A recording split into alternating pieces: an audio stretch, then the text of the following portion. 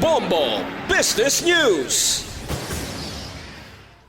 Ginpapanubo sang Bangko Sentral ng Pilipinas ang policy rate sinis ang isa pa ka quarter point antes pa man magtapos ang tuig 2025.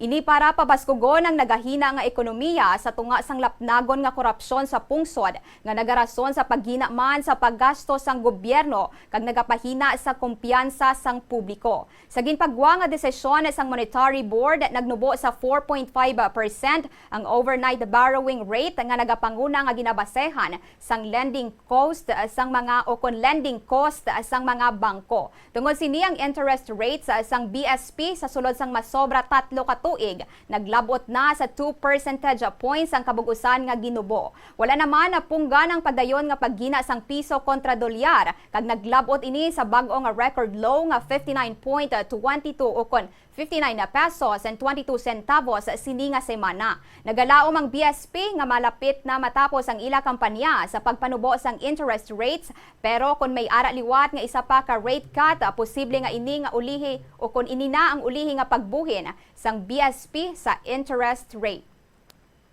Bombo Foreign Exchange Update is brought to you by Queen Bank Business Banking.